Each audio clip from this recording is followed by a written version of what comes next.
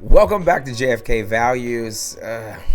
I should not have to do this, but we're going to critique people's values and how they get in the way of distributing actual value to people who need it, deserve it, are owed it both near and far.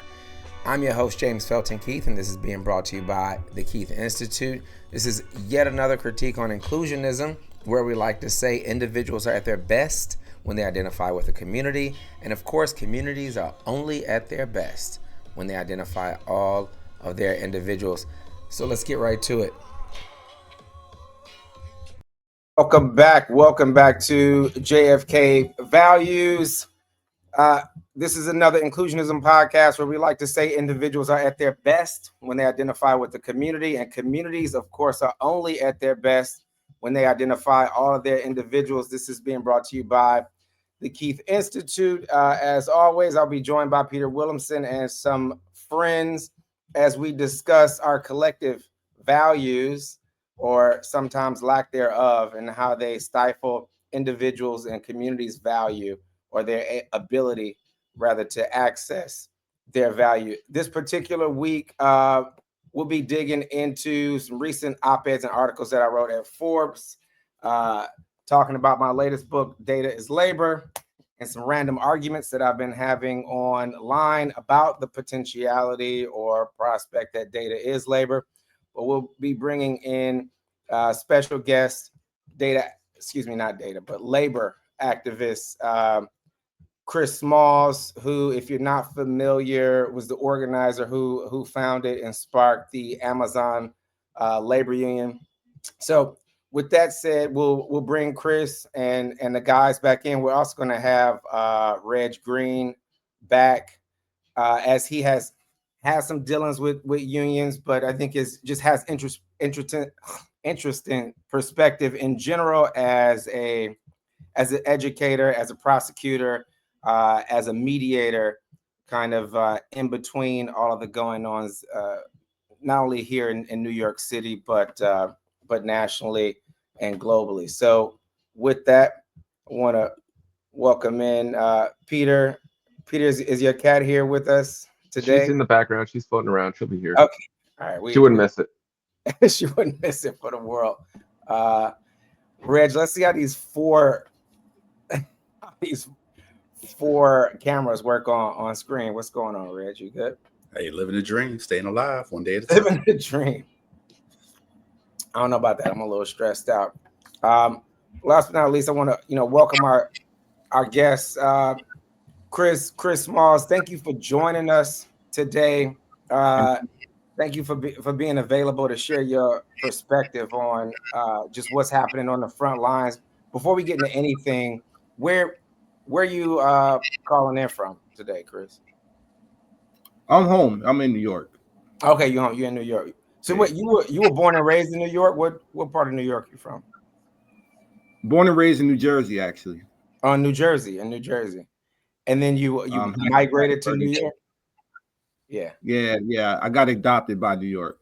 I mean, Jersey's like the sixth borough anyway. I grew up in Hackensack, 10 minutes away from the city my whole life.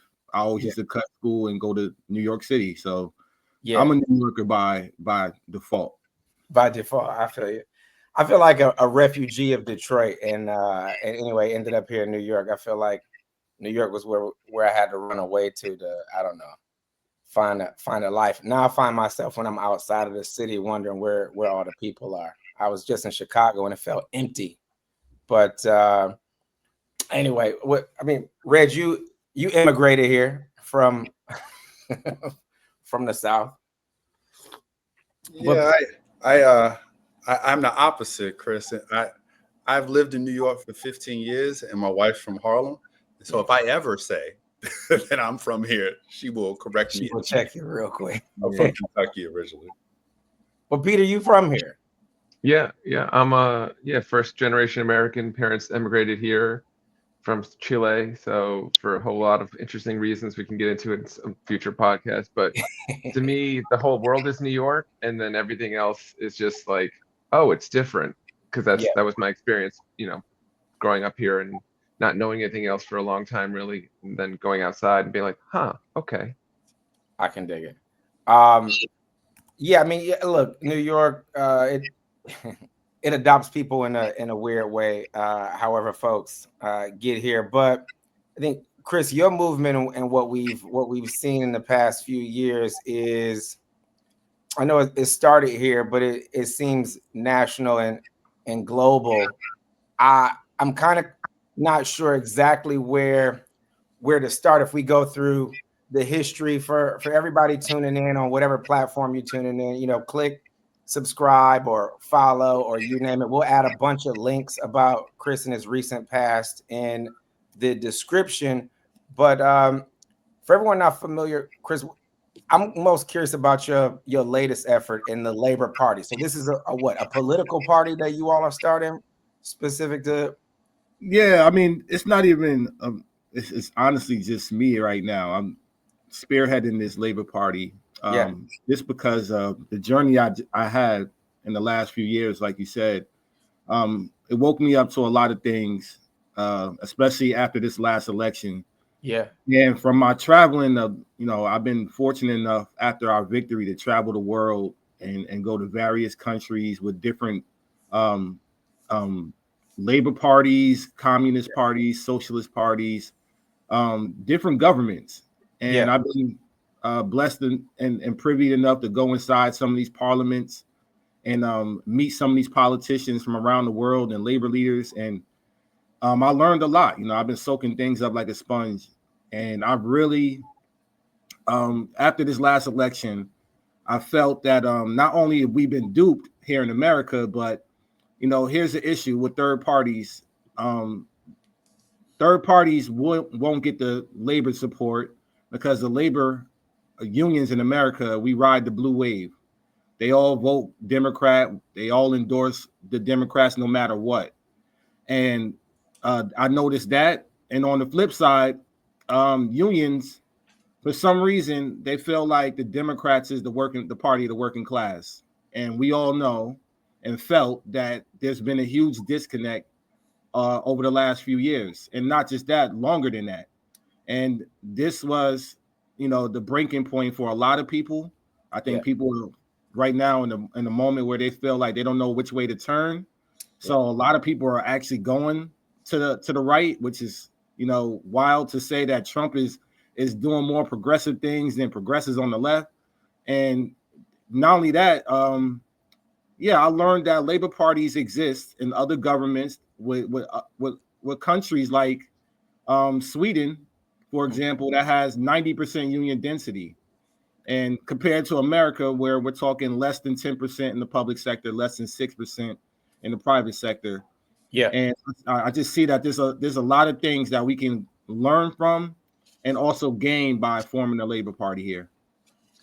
It makes me think about what in New York, I know they participate more broadly, like the Working Families Party, which if people aren't familiar, they act as a third party. You can be represented by them on the ballot in the state of New York, but outside of New York and elsewhere, they act as kind of inside agitator in the, again, working people representative place. But again, as Chris just put it, they usually fit into Democratic adjacent circles. It's always maybe slightly progressive leaning when I think about some of the people I know in the Working Families Party. But I've also seen like Andrew Yang try to do things like with his Forward initiative, the coalesce people I think are half libertarian white guys, half progressive Asian folks, and they want to kind of build a coalition to tap into, again, what I would still call the blue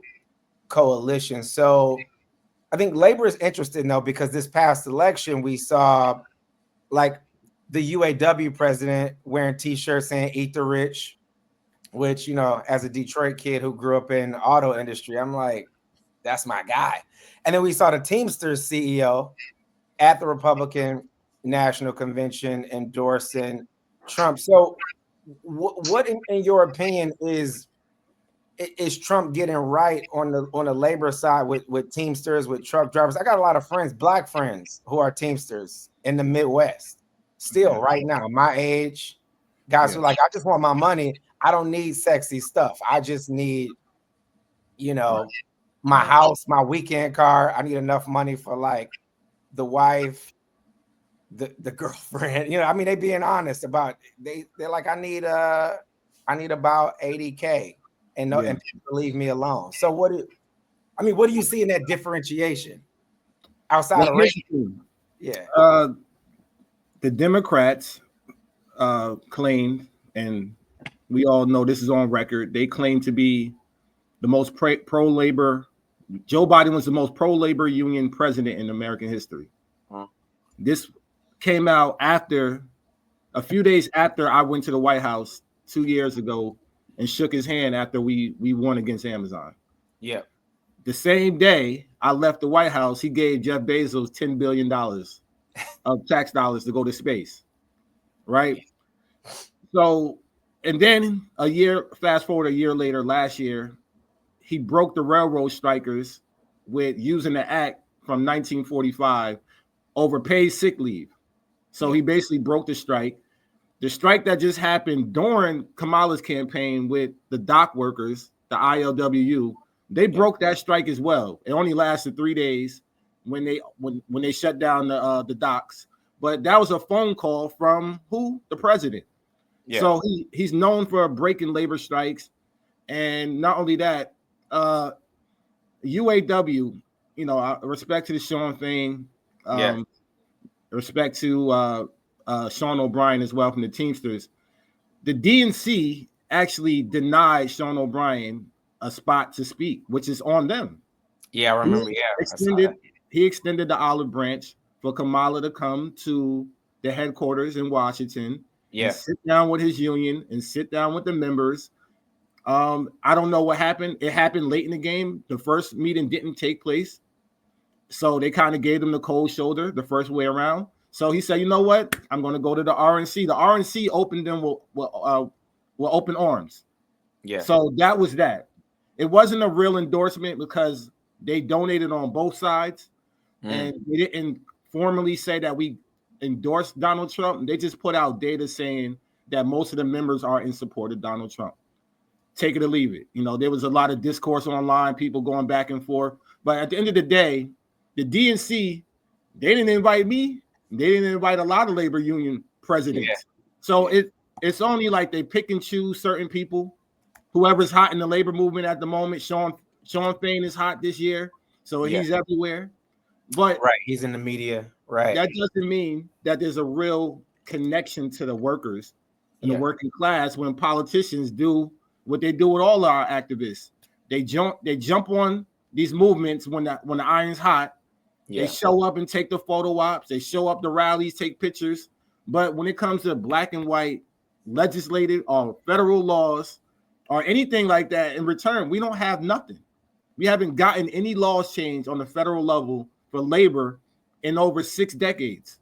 Yeah. So this is something that needs to be addressed. And, once again, this is the reason why I think forming a labor party is the right way to go, because it's going to force unions who's been endorsing these politicians, their most progressive ones, you can name them all. Yeah. From Bernie Sanders on down. Yeah. All the labor unions that have been endorsing them have been getting nothing in return. Our union density is still on the decline as we speak. So it's going to force labor unions to say, you know what, maybe we shouldn't endorse these politicians this time around. And it's also going to force the Democrats to finally realize that they need to revamp their whole movement, their whole campaign, and try to get reestablish another relationship with the working class, which they apparently lost. Yeah, I feel like there is no relationship really. I mean, again, outside of messaging, the things you see on the news, and I think that people rally around, like Sean with his T-shirts, is separate from, again, that decrease in union density. I was just talking with a local leader in Michigan at SEIU about this, and I'm curious, again, based on what you've been saying. I don't know if you saw. Well, I'm sure you saw. I don't know if Peter and Reg saw recently the SEIU kind of rejoined the AFL CIL. But again, I'm assuming that's it's just more noise. it's not a victory it's just not a victory, you know. Yeah. AFL-CIO is ran by a white woman named Liz Schultz. Mm-hmm. Anybody know who that is? No. What does she do for the labor movement? Beats me. You know, I don't understand it. So the AFL-CIO has 60 unions underneath their umbrella. Now SEIU is one of them. But can anybody say how many black or brown presidents on a national level do we know? Yeah. And when people say, "Oh, I only know you, Chris," that's a problem. And that's a huge problem that we have even within the labor movement. There's not that much representation when it comes to black and brown leadership. Everybody's praising Sean Fain, but we forgot that he replaced the black president, Ray Curry. Yeah. How I know? Because I met him when we won 2 years ago. Yeah. So all of this has happened, and everybody's forgetting about the fact that there's still a huge problem even within the labor movement. It's a lot of gatekeeping, a lot of white faces behind these unions, and they all ride the blue wave. And because of that, there's a disconnect with the working class. Yeah. So I have a question, Chris, about the Labor Party. As you know, what your plan is for it. Is it going to revolve around specifically labor issues? Is it going to be a broader political party that, you know, puts out platforms on everything? Is the lens basically going to be to try and start a third party, or to revitalize unions and use that as a leverage point with a two-party system? Well, yeah, it's going to do all of these things. The number one thing is, yes, is the labor laws are the policies that I would like to see. They amplify helping people organize. So, for example, in Canada, you go right over the border in Canada, they have one of the most progressive laws in the land. It's called the card check, meaning that if you work at any industry, and you want a union, you don't have to go through what we did with Amazon or with Starbucks workers or Trader Joe's or what any worker had to do in America. But you have to file 30%. You have to then wait for the NLRB to approve it. Then you gotta get 50% plus one. It's just a whole bunch of process. And then on top of that, the company's spending millions of dollars to union bust, firing workers, hiring union busters, putting up anti-union literature all over the building, doing all these different things to violate workers' rights. The card check in Canada literally eliminates all of that. You fill out an application, you drop it off, and there's your union right there. If you have the numbers, you have a union. There's no dispute. The company can't go back and forth. It's already done. So that's something that I would like to see as a policy of that leads off the Labor Party, but also, yes, on a broader level, Medicare for all. That's an easy one. Everybody deserves free healthcare. I've been to countries, socialist countries, that provide free healthcare, that provide free housing. There's no homelessness in some of these countries I'm visiting. There's no crime. 0% crime rate if you go to Iceland or if you go to Cuba. People think, don't go to Cuba because it's on a terrorist list. But it shouldn't be, because they have the best healthcare, and they have no homelessness, and they have no mental health crisis, and they have free housing for every worker. So some of these things, why can't American have these things? We can have all of this, but people just don't know. Know why? Because 70% of Americans don't even have a passport. They don't even leave the country. So they don't know the difference. We're being fed, just like we had this awakening over TikTok. Everybody went to Red Note and learned that China is actually a good place. They're talking to Chinese people and they're like, oh, communism is actually good. They got, they're working 3 days a week. They got a weekend. They got 2 months vacation. They got 180 hours of paid family leave, medical leave. These things we don't have or even know about, because the education in America, they do not teach us any of these things. So that's also a part of the Labor Party is forming committees and commissions to hold checks and balances within the government that is directly attached to the working class issues that we see. Healthcare will be number one, because we all deserve free healthcare. It's a basic human right. And free housing. There shouldn't be no homelessness in America when you got 4 people like Jeff Bezos, Mark Zuckerberg, and Sundar from Google, and Steve Jobs and whoever else, Bill Gates, any other billionaire. It shouldn't be no homelessness when these people can pay a percentage of their income and eliminate all of these different crises. So hopefully, the Labor Party is going to roll out in phases. Right now, I'm spearheading it, but I hope to put together in the next few months a prominent advisory board from all different backgrounds. I want all people to feel included into this Labor Party. I'm building it from scratch. We got 3.5 years to get it on the national ballot, and I think we can do it because the issues that we're dealing with right now, we already know that Trump is not going to be the answer, and we're about to see a lot of issues, and I hope people understand that. Yeah, the NLRB is getting ready to be, I think, a bit dangerous. Really quick about the 3 years. Is that's a procedural thing? They give you 3 years to see if you can make the No. I'm trying to expedite everything. Okay, it's however long it takes. You have to go through the process just like any other political party. You got to file with the FEC, and you got to get to a certain threshold to get on the ballot in your state first, local, city, state, local, and then you got to move up the ladder.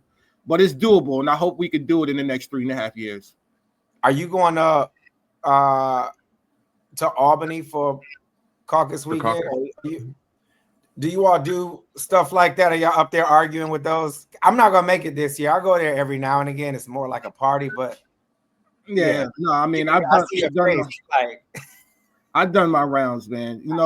There's a lot of things in America, that I've learned. That's just a waste of time.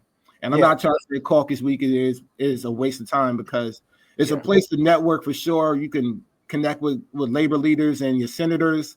Yeah. But once again, I want to see some real results, and we haven't seen much. We see a lot of breadcrumbs. We get breadcrumbs all the time. Yeah. And I think we're way past that point. While we're getting breadcrumbs, the other side is organizing 100 times further than what we are. And I know, because I've been to some of these Fortune 500 conferences with all these Fortune 500 companies, and they have billionaires that are funding 60-year-old kids for tech startups that's going to eliminate jobs. And we're not even talking about the threat of AI, which is going to wipe out 50% of American jobs in the next 5 years. Yeah. So we gotta move things along faster.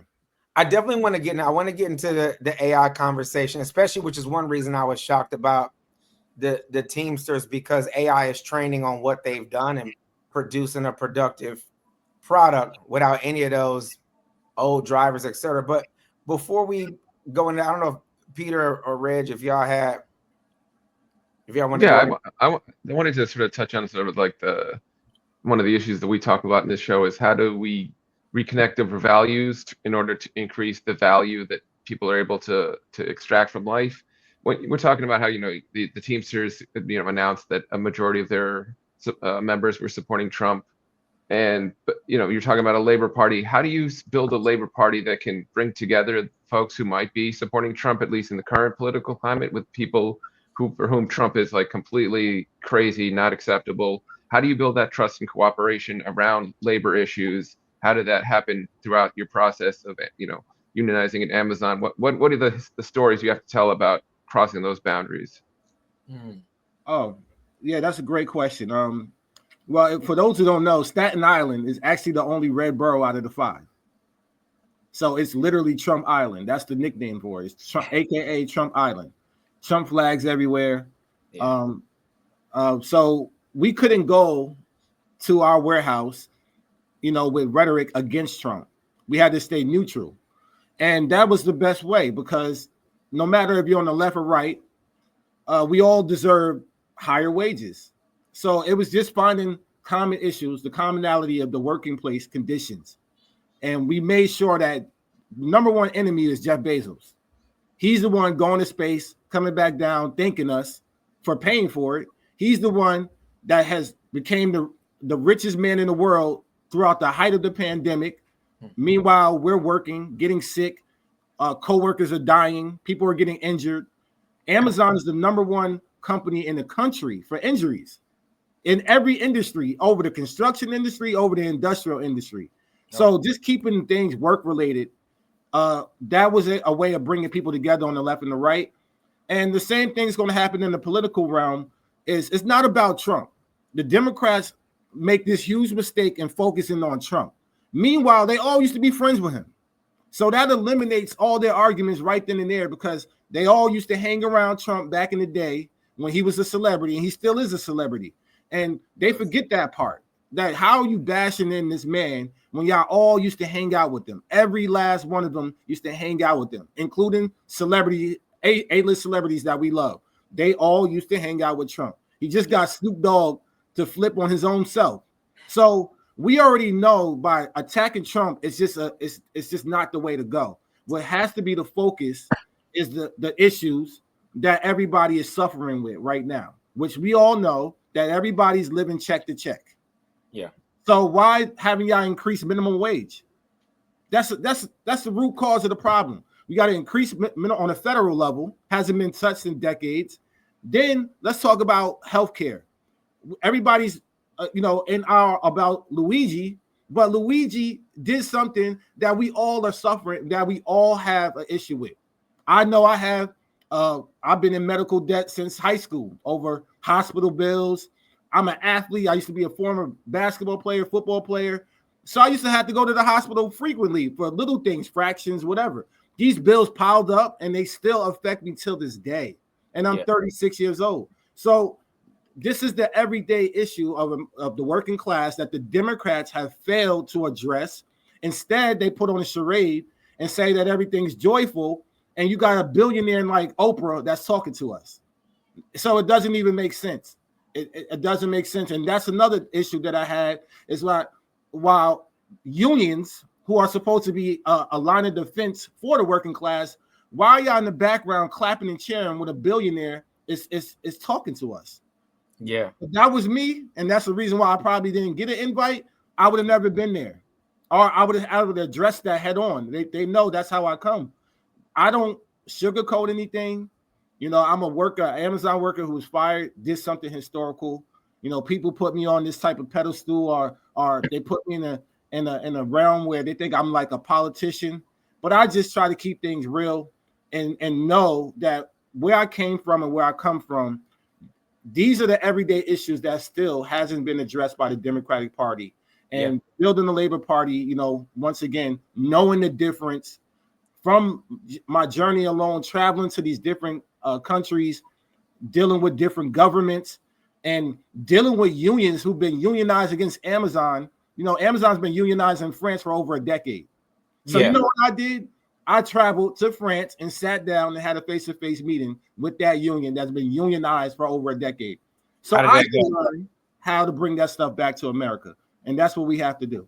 Well, I think it's a legal thing in France. It's interesting you said I was in Marseille last year with a bunch of labor leaders around.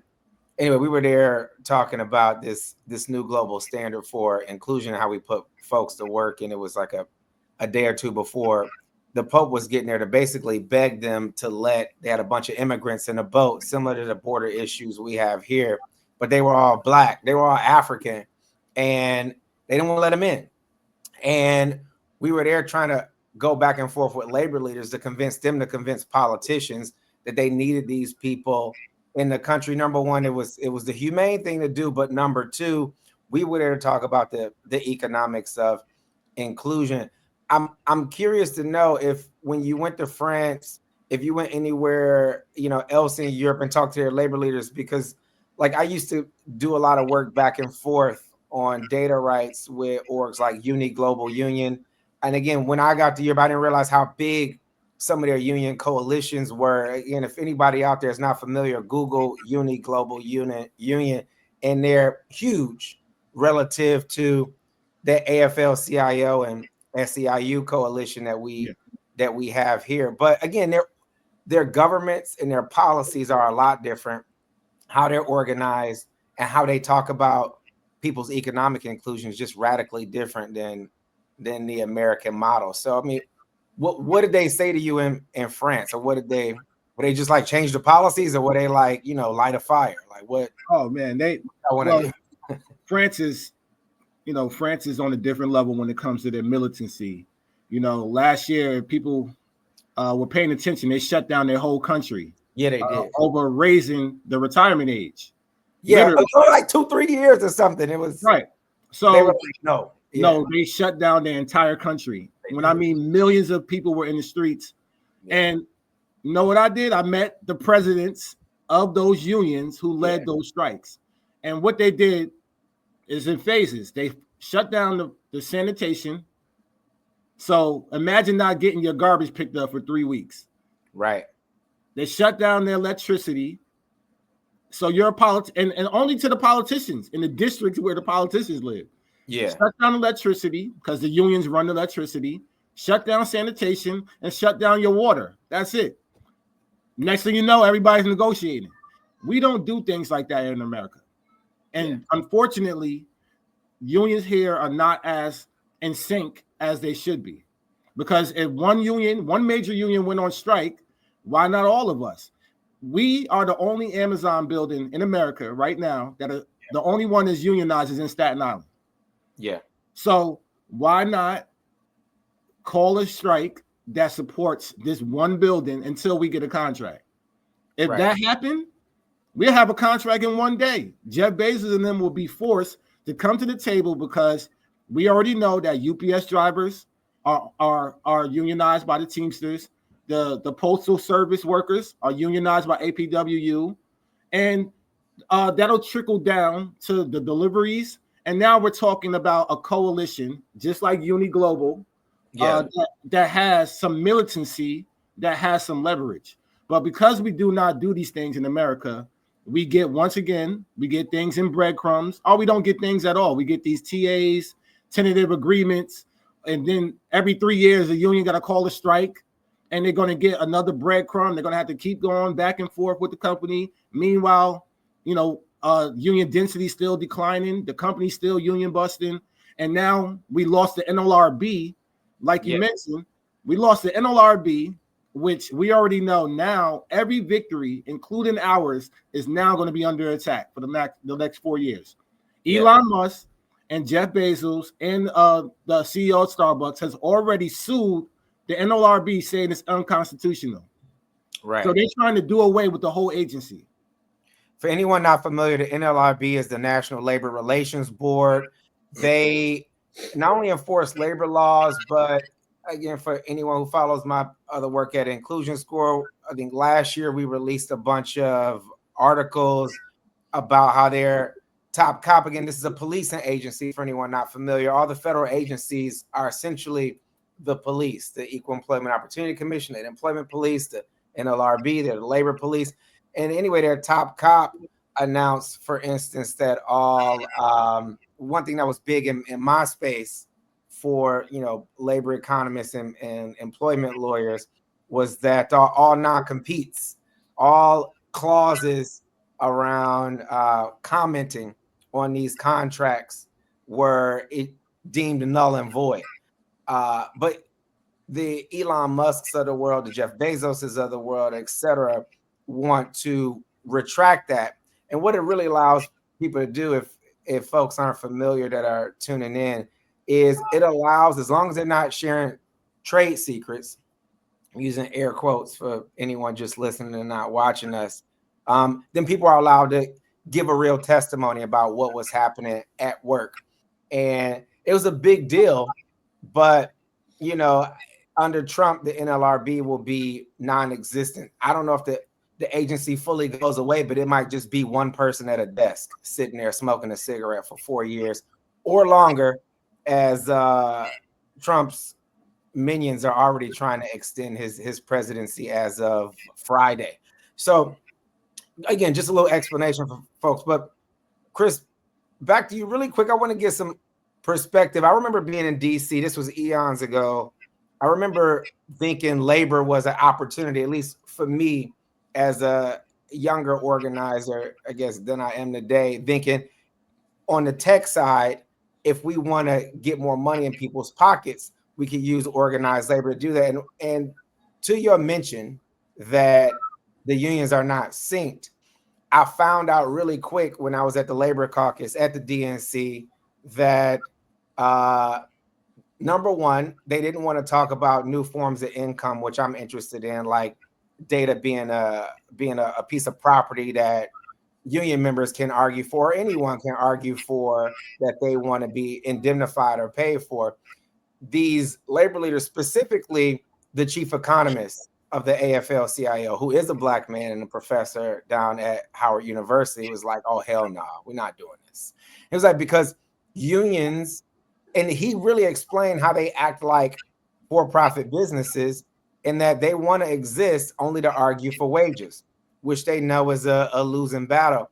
And so I think about what you're saying, Chris, and that we need more leaders to be really vocal and lead communications around what some of these barriers are and how people need to be organized. Because I do think that there are people on the conservative and progressive coin of politics, black and white, you name it, who are willing to come together on similar issues, which is that we are getting exponentially more broke than our grandparents and great grandparents were. I forget where our parents were. They were, I mean, at least mine, they were broke too. They thought they were killing it, but they weren't. So, I mean, I don't know,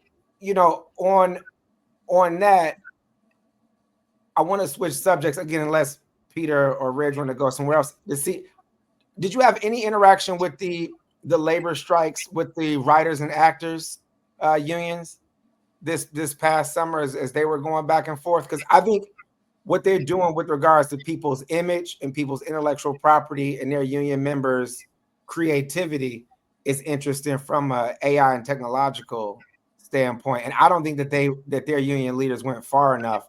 And we were actively trying to engage them, and they were just like, la la la la la. So I don't know. Did y'all rap with them at all? I mean, no, not formally. No. I mean, yeah. I joined the strikes, the picket lines in LA. I was out there a few days. I did some strikes on campus. I definitely met a lot of the SAG actors because of the film that we have. We have a film that's doing film festival. So I met a lot of union rank and file, or their leadership and circles. And we don't really, that's another thing. Labor unions rarely have these conversations collectively when they call these strikes. If a major union wants to call a strike, it's more internal, and then they invite the broader movement to come join them in solidarity. But that's the thing. The solidarity goes but so far, as you say. And you're right. The reason why labor unions haven't progressed the way they should have is because they're not willing to be inclusive with new ideas. They want to do things the way they feel comfortable. And unfortunately, you got gatekeepers. Yeah. A lot of them, we already know who they are. Yeah. The gatekeepers of these unions, they're not listening to anybody with new ideas or the younger generation, for example. It took us to have to defeat Amazon before I even had a real conversation with any of them. Right. My campaign was 11 months. We started in 2021.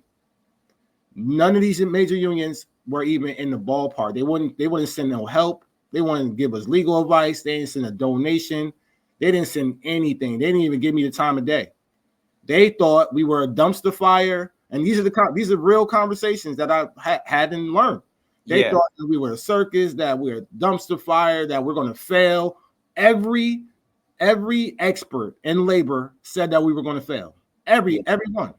We were written off so bad that even the day of the vote, every major media in this country already had the headlines that we lost the election. They had to change it an hour before. So nobody believed that we was even going to win. And then when we won, we had $2.50 in our account because we were raising money through GoFundMe. The next day, we get over $300,000 because now all the major unions want to cut us a check. Right. But cutting a check, cool, thank you. But at the end of the day, that's not what we needed. What we needed was some militancy, and we needed people. We kicked down the door already. We need the other unions to once again call a secondary strike. Call a strike so that we can get a contract. Call a strike so that other workers can get involved in the same movement. But none of that transpired. And now we're here, fast forward 2.5, 3 years later.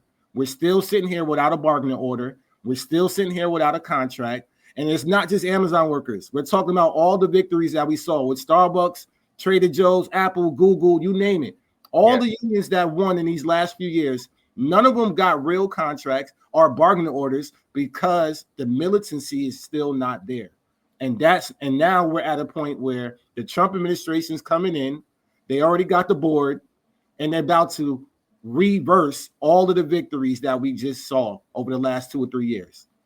Yeah, I think that just gets to, not to cut you off, Rich. I just think that gets to what Peter mentioned earlier. I don't think that there's a consistent narrative about what our values are as people and what we're owed economically, socioculturally, politically, technologically, from the valuable input that we give to all of these companies, not even just the tech companies that we're naming, but every single company. There are about 5.2 million companies that at least I track here in this country that pay taxes, enough taxes, not like some fly by night, startup or coffee shop. Respect to all the coffee shops, but you get what I'm saying.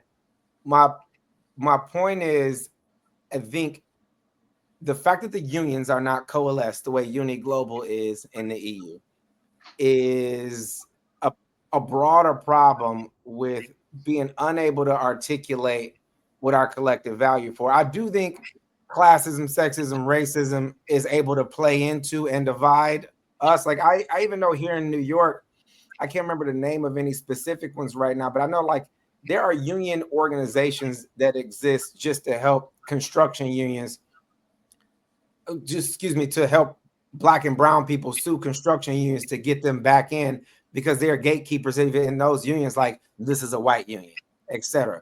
And I know a bunch of Dominicans and Puerto Ricans organizing those things right now. But my point is,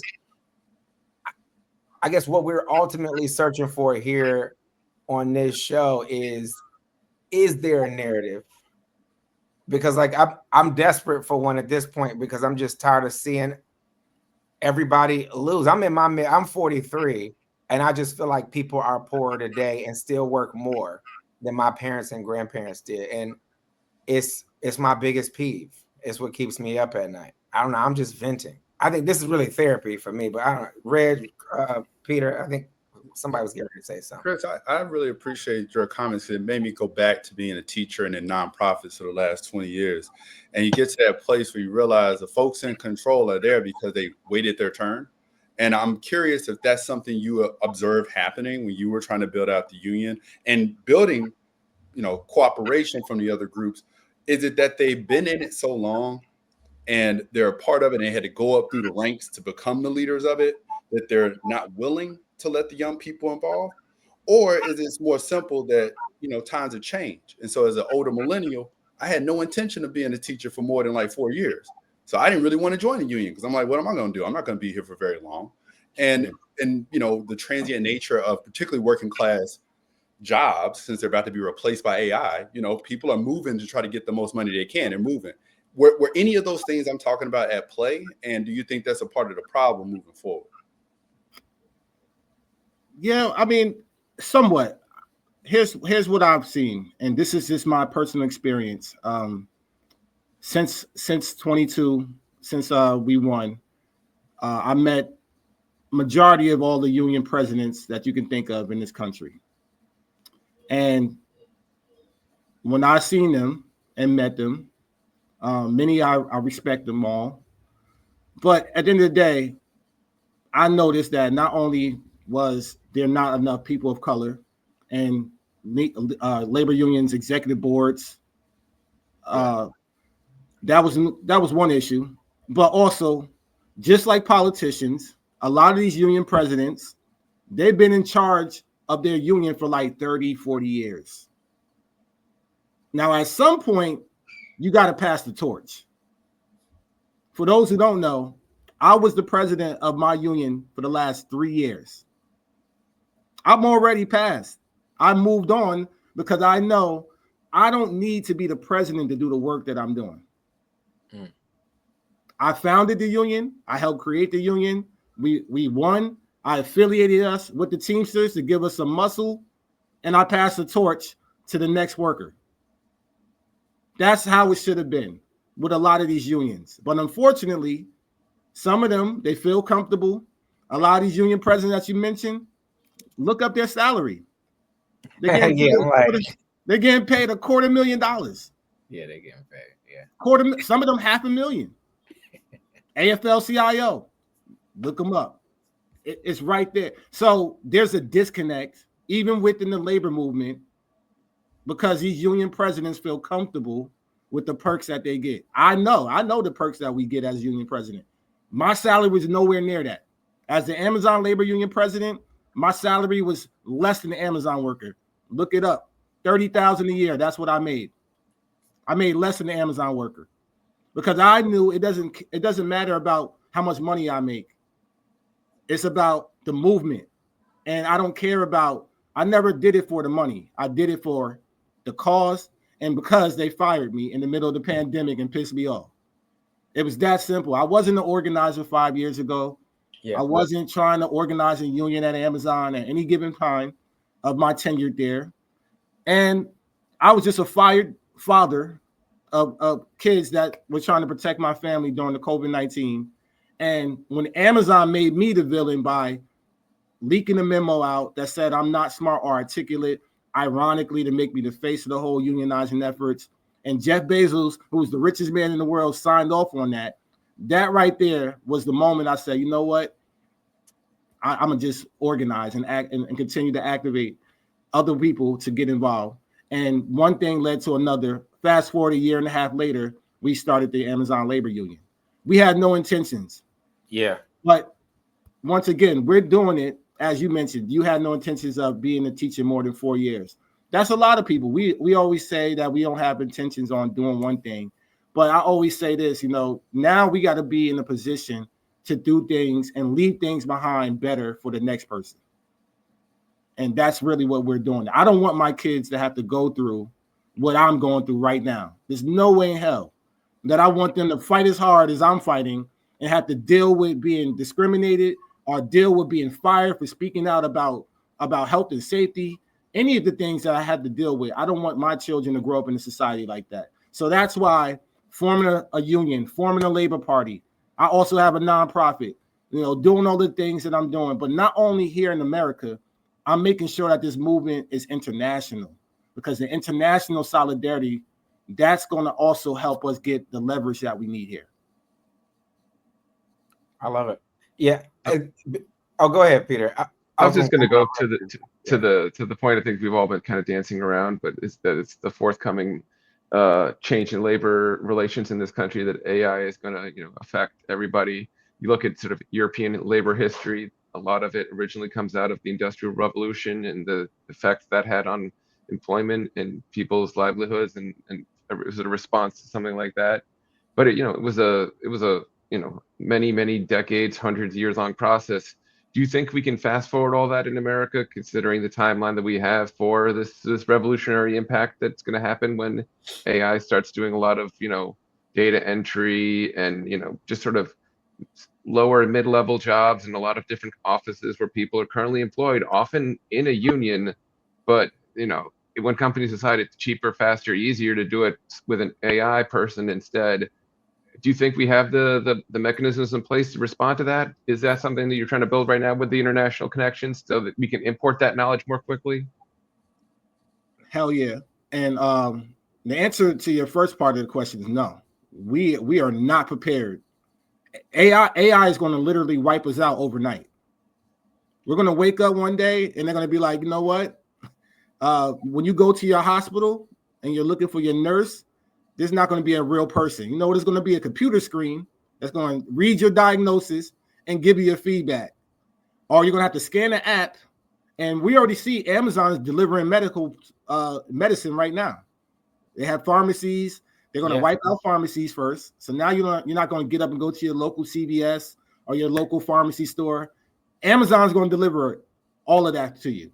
That's number one. Then you're going to see AI is going to wipe out any type of telecommunication jobs, people that you talk to over the phone. We already deal with that.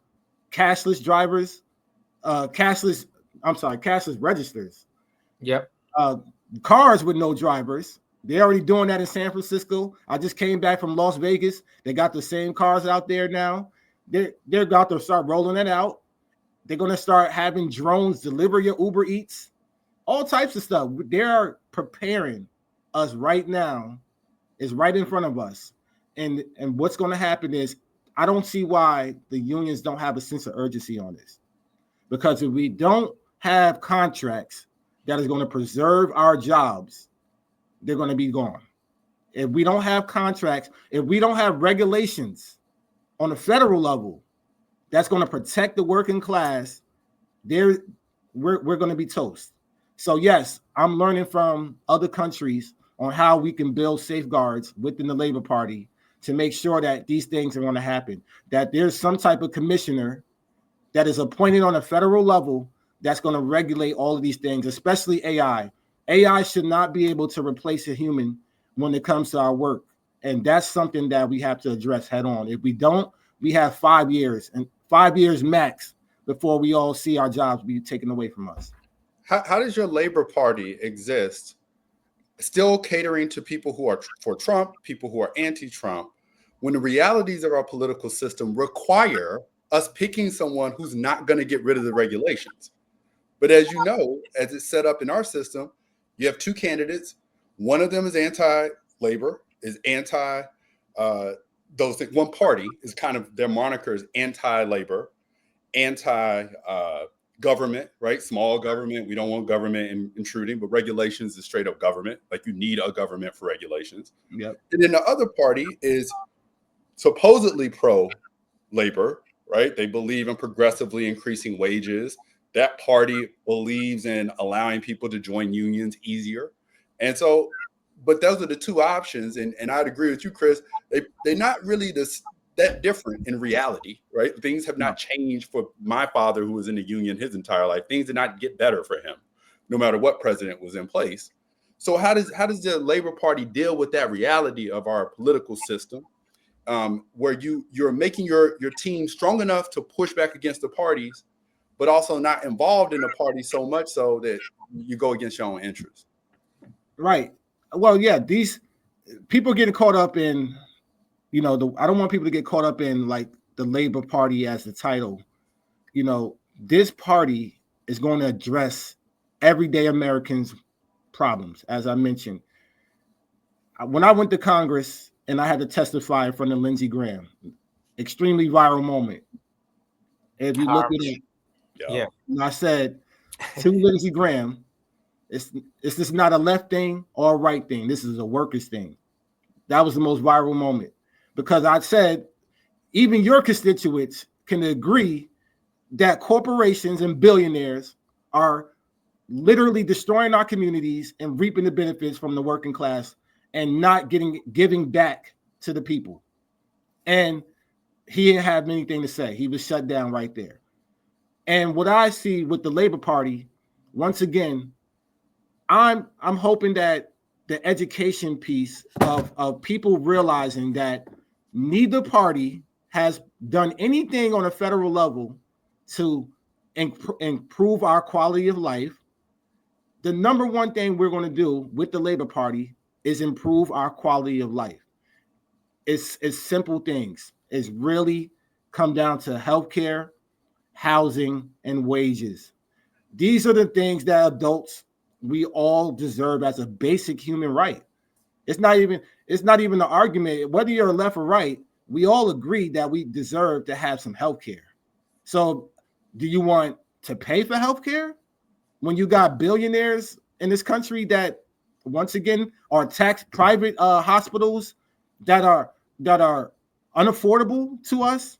Or do you really want a system in place that is going to provide free healthcare, like your neighboring country, Canada, that has free healthcare? And it doesn't make any sense why. It's funny to me how Trump said, "Oh, he wants to. They want to make Canada the 51st state." They said that they could offer them a better healthcare package. That's insane. They don't have. We don't have a healthcare system in America. Well, you know, he'll say anything. Like he'll say anything for a headline.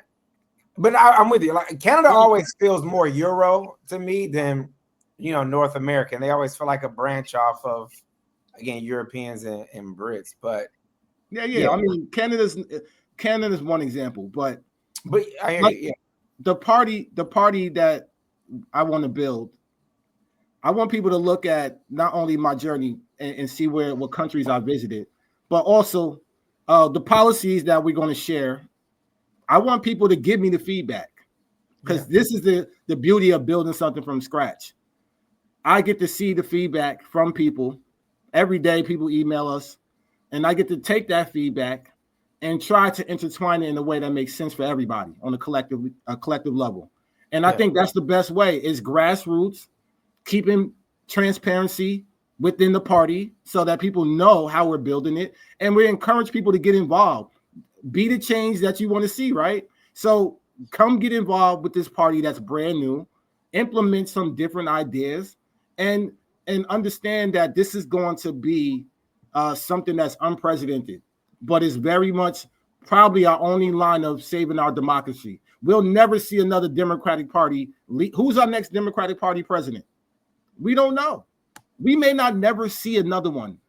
People had to have that in real perspective that the Democrats failed so bad that they probably just destroyed the Democratic Party forever.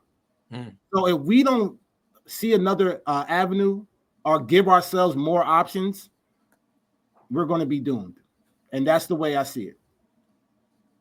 I appreciate the perspective. I think one reason I was excited to have this conversation is I do want people to get hooked on the name of the party being the Labor Party. I want to be involved personally, and I do want to add something. I think that seeing what Uniglobal did, at least from a technological standpoint, about 10 years ago in Europe, when I was over there, we were drafting early versions of, if people are not familiar, a piece of regulation called the General Data Protection Regulation. People call it GDPR for sure. You can Google it for everyone out there. But what it did is gave a new group of rights to every European, in the Union, minus the British who have now decoupled, who I think Canadians are more like somewhere between France and Britain. But anyway, but per labor, I think it is necessary. One of my biggest frustrations with the old labor parties and any group, any old labor union, was they primarily talk about wages, which we do need to argue for higher wages. But the culture of what I've seen in the workforce as a labor economist, having worked in autos, energy, insurance, telecom, I worked as a consultant in tech and basically touched every industry. There's a culture, there's a value system that exists with bosses and employees. And I don't mean executives, I mean middle managers. Let's say you got a middle manager, a generation older than the four of us. I think we're all about in the same group, 1 or 2 years apart each. And I remember being in my 20s working with Gen Xers and boomers who were like, you don't do as much work as the old guys used to come in. And what they mean is like physical toiling because tech was involved. They're like, so we think we should pay you a little bit less. It was a cultural thing. And as a result, it reminds me of old discrimination against women in the 50s, 60s, 70s, post-war women who were going to work, who wouldn't get raises at the same point because their bosses would go, well, you don't have a family to take care of, so why am I going to pay you the same thing? They were looking at it like an active negotiation. And so as we've seen wages stagnate while productivity has scaled, I think that a new argument around a new property system is necessary for the labor movement to own in order to claw back some of the value that's coming from productivity. The reason I'm always talking about data as a type of labor is because I think it's something that we can tie ownership to. The newest regulations that have started to come out of the EU have been about individuals' personal data portability and ownership, meaning they're starting to try to look at how information about individuals is transacted company by company, and any productivity that it might create to say some of that market value, say if you make $1, 50 cents of that dollar is owed back to person X or group X, which is how they're negotiating paying for the things we talk about: healthcare, housing, clothing, food, you name it. And I haven't seen any labor leaders ambitious enough to make a new argument that we're actually owed a big bucket of money above and beyond whatever our wages are, especially as AI comes into place. And so I want to participate to add that argument, because when I have this conversation, like I got 4 talks coming up in February with, believe it or not, insurance and finance companies, but everybody at those companies, they bought a book in bulk. I come rap to them for about an hour. But in doing that, all these white collar workers who also feel like they being slighted with their wages are like, we know these companies owe us some money because they mapped everything we do, and now they automate it with AI. And their question is, which is the question I wish the labor union out in California for the writers and actors would ask, is if I give you my intellectual property, my input, my blood, sweat, and tears, voluntarily or involuntarily, it don't matter, and you create a really valuable product, a movie, a piece of art that keeps getting consumed, what am I owed from that value? I don't just want the wage that you paid me for showing up on set that day. I want that residual. And what we don't do in organized labor, at least today, is we don't argue for a residual. My biggest grief with arguing with that chief economist at the AFL-CIO is I was trying too hard to convince him that he should be arguing for a residual, and he kept telling me he couldn't. I wanted to flip the damn table over, because I was like, you making people my age, and I'm just repping my group. You making us broke, and you sitting down here giving speeches like you know what the fuck is going on. So I want to play, because I agree with you in that if we don't do something drastic from a communications and philosophical standpoint about what we're owed, we are going to take a hit. And I think people are scared in the complacency. I know we're over time a bit, but I don't know if y'all had anything to add there. But yeah, we need a paradigm shift. Yeah. Because the conversation we're having right now just does not work. And I feel you. You know, having been a person running for office, having the old conversations, I would see people go, I don't want to hear the old shit. Yeah. And I was like, do we play it close? Do I put on a tie? People like, everything you're saying is right. We got to do something different. We're at a point of no return.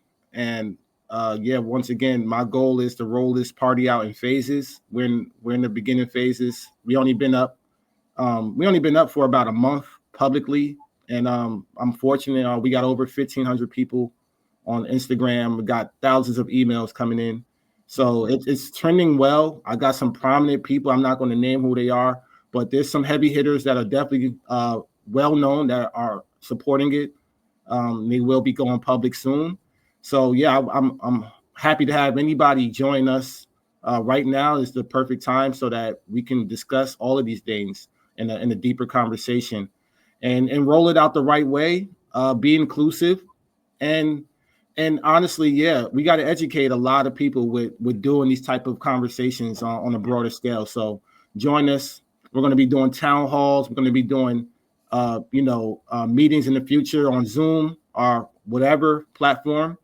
And I encourage everybody, just in the meantime, get involved with any organizing that you can, because we all have to be our cavalry. There's no cavalry coming for us. Yeah, for anybody not familiar, you can see the link to the Labor Party at the bottom of the screen. Say thelaborpartyus.com. Again, it's a big placeholder page, but I mean, look, you're right. I think anyway, something is necessary. Anyway, Peter, anything? No, I think just the whole conversation encapsulates how, the value that people need in their lives, wages, healthcare, housing, is also the same conversation about values, about what we're owed, what do human beings deserve, and how do we turn that conversation into something that is accessible, understandable, doesn't put people off depending on a whole variety of different political and social and cultural labels that have been basically just used to divide folks, to not recognize their inherent value and the values that we actually share as a community. So I think this is exactly the kind of conversation that we need to be having to try and, break through those divisive walls. But I just want to say thank you to Chris. It's been a real pleasure on my end, hearing you speak. Thank you, brother. Well, thank y'all. I think we're gonna end it there. Again, we'll post this everywhere. We'll share an email to Chris's assistant how to get in touch, how to register on the site, how to follow the labor movement more closely, and what's going on at Amazon. I wish we had more time because I'd love to hear if y'all want to hack into more big tech companies, because again, we being at 6% is ridiculous from a union standpoint in corporate America, considering what the Europeans do. So yeah, we got to do this again. Thank you for having me. Yeah, we got to have another conversation in the near future, and stay tuned. The website is up. That is a placeholder website. We're trying to get inquiries, as you mentioned. The more, the merrier, and we will be having some updates soon. So stay tuned and follow us. And thank you again. All right, Chuck.